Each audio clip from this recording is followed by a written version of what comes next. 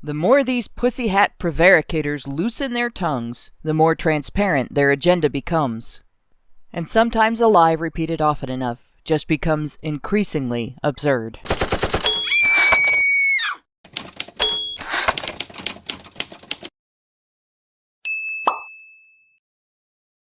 Without cause, the Women's March has declared immigration a women's issue. Their talking points frame the entire discussion in all of its nuance in starkly limited yet deceptively vague terms. It avoids differentiating between immigrants and invaders, peaceful residents working towards citizenship, and violent criminals who are here to traffic drugs, guns, and worst of all, their fellow human beings. It strawmans the label of a perpetrator of illegal border crossing, illegal immigrant, by responding as if the person's existence, rather than that behavior, is being described as illegal.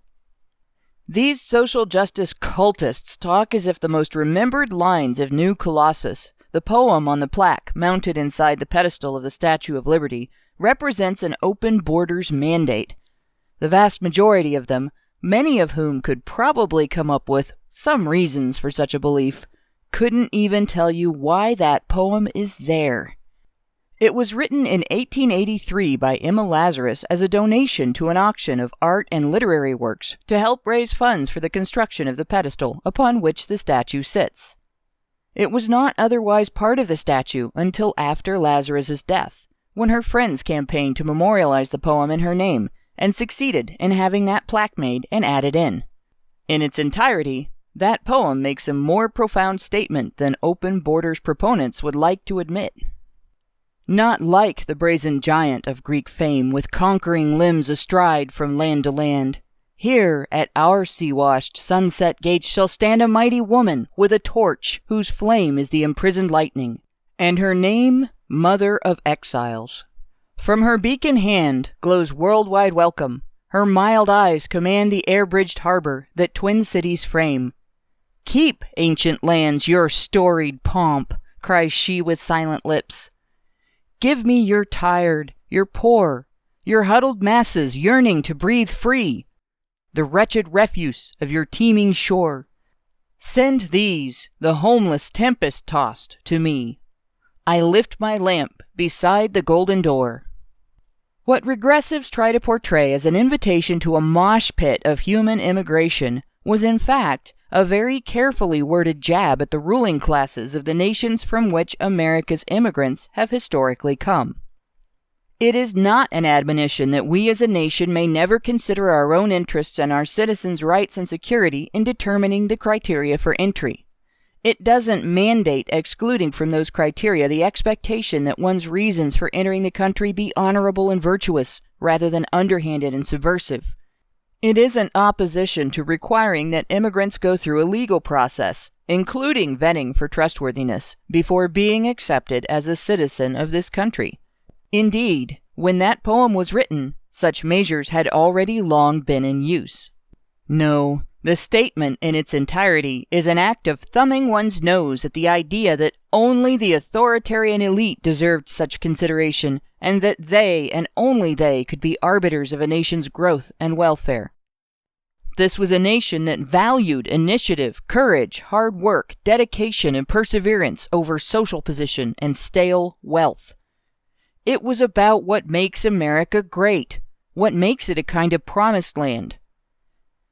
We are a nation of filthy commoners who make our own way, build our own success, and stand on our own feet, and we're damned proud of it. And that poem, contrary to regressive elitist interpretation, is an eternal reminder of that. It's a damned shame to see so many Americans try to turn this symbol of freedom and hope for unfettered self-reliance into a mandate that we tolerate abuse. With one of their two faces, social justice cultists talk about immigrants in glowing terms to match the tone of the statue's poem, while with the other they defend the practice of ensuring that those who come here for a better life can be followed and oppressed by the violent miscreants they were trying to escape. Not content to advocate for those who are yearning to breathe free, those whose image they trot out every time the subject of immigration comes up, these slimy, gutted, counterfeit philanthropists have the audacity to push the idea that if Americans, regardless of background, want to protect ourselves and law-abiding immigrants from wave after wave of organized criminals, that makes us bigots. Oh, and if you came here to escape gang violence and worse in your native country and you don't want it to follow you here, guess what? According to social justice cult logic, you're a bigot too. That's identity politics for you. You're no longer allowed your own identity. Gotta understand, if it and its related issues are marketable in the political arena, you're property of the cult. That's not the worst of it. I want you to consider one of the most oft-heard arguments for open borders. But we need an influx of workers who will take on jobs Americans just won't do. I've had it shoved down my throat so often I could easily vomit it up in my sleep, yet it freshly lights the embers of infuriation every single time. The fallacy of unwanted jobs is bad enough, but the insinuation open borders proponents have made about Mexican immigrants is truly disgusting. Support for political initiatives to legalize the current immigrant worker system isn't a gender issue, but a shameful bid for treating immigrants from Mexico like a servant class. What would you call the act of importing foreign nationals for exploitation as egregiously underpaid laborers who are deterred from bargaining for better treatment, even from considering it possible, by often insurmountable language and cultural barriers and a crippling fear of local authorities? If not slavery, is that not at the very least human trafficking? Don't you dare tell me that anyone has ever operated such a racket with hearts full of love and benevolence for their targets. They don't make stilts long enough to wade through bovine excrement piled that deep. And those two factors combined, that poverty trap into which these immigrants are imported, and the organized crime syndicates that have overrun their inroads and their neighborhoods, make migrants vulnerable to yet another form of exploitation, being coerced into trafficking drugs and other contraband. According to NPR's article, Migrants Say They're Unwilling Mules for Cartels by John Burnett, federal agents, prosecutors, defense attorneys, and migrants themselves say that traffickers have begun recruiting undocumented immigrants at the border, both voluntarily and forcibly. Now, U.S. courts along the border have to decide what to do with terrified immigrants who come before them and say, "The cartel made me do it." And these supposedly benevolent cultists of identity politics, what have they done to combat that? To be honest, I think the Mexican people would be perfectly justified to hate Americans for our nation's part in their situation and our politicians and political groups' response to it. The drug war-torn environment in that nation is directly attributable to American drug culture. The spoiled and the indifferent among us fund it by purchasing drugs run across the Mexican-U.S. border by people desperate to feed and house their families.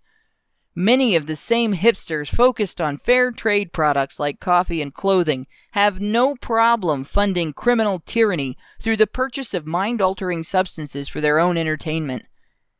What are these people doing buying drugs they can't guarantee didn't come from Mexico? Why are American feminists supporting judicial passes given to American women involved in the business of illegal drug running? Why has there been no feminist-backed initiative to assist peaceful Mexicans in taking their country back from the cartels? Instead, the identity cult asks them to give up their homeland, give up their family connections, and abandon the solidarity of their culture to become political pawns in our culture war, when we should be ending our drug war altogether, and along with it, south of the border cartels' power-giving monopoly. And if you're listening to this and you're offended, I have a question for you. Do you sound off with arrogant self-righteousness about the blood associated with products like diamonds, cocoa, avocados, and coffee, and then go out and buy your weekend weed without ever considering that its path might just be drenched in it? Have you considered the fact that you might just be part of the problem? But it's all good, right, identity cultists? You wouldn't let an ignorant neckbeard like me distract you from your worship of your almighty diversity narrative, would ya? Pay no attention to the carnage behind the southern curtain, right? Keep your eyes on the great and powerful cause. And then there is the political exploitation. You see, this controversy is not a feminist initiative, but a political party initiative. Some American politicians have recognized immigrants from Mexico as a potential voting bloc, and they are pushing for amnesty in order to increase their vote base through favor-paid loyalty. The bureaucratic elites who push the open borders narrative know damn well the terrible conditions they are creating or exacerbating by courting migrant servitude. They're not bothered at all by that. In fact, they welcome it. They don't see human beings in the mass of people they're exploiting, but votes they can control by keeping the demographic oblivious to the better life they could have and the causes of the conditions they face, and by pitting them against this country's existing citizenry. After all, who is easier to control than a population handicapped in terms of self-advocacy by language and cultural barriers, fearful of their employers, their neighbors, and local authorities, as they're kept ignorant of the political environment, instilled with a sense of dependence on one side of the political fence? What is going to look like their best option but to support the identity cult any way they can?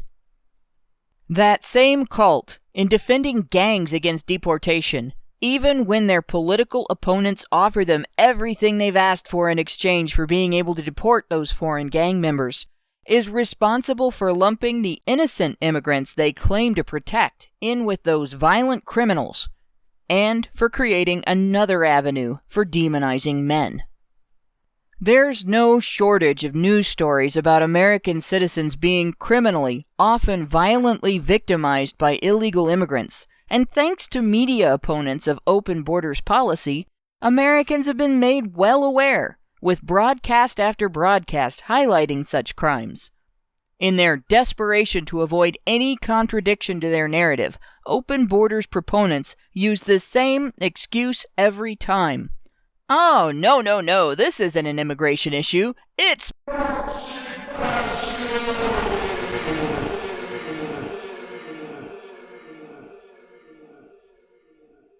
Men and women immigrate to the U.S. because they want a piece of the American dream. Men and women come here to study, to work, to live, to raise families, to be our neighbors, our colleagues, and our friends. Far too many of these men and women end up being exploited, extorted, intimidated, segregated, lied to, and manipulated. Many men and women also enter this country illegally and commit crimes. And then it's men whose crimes are broadcast, and men as a population who are demonized to cover for the causes behind those individual crimes. It's also men whose lives are lost defending our borders against invasion by cartels and terrorists. And then we're told by the leaders of the Women's March that immigration is a women's issue, which is to say, once again, that to the cult of femininity, only women's experiences matter. Reforms are only needed where women will be perceived to benefit. And in the interest of gaining political power for groups that claim to speak for women, no lie is too big to tell, no atrocity too grievous to commit, and no demographic too far up the progressive stack to exploit. But that's not bigoted at all, is it?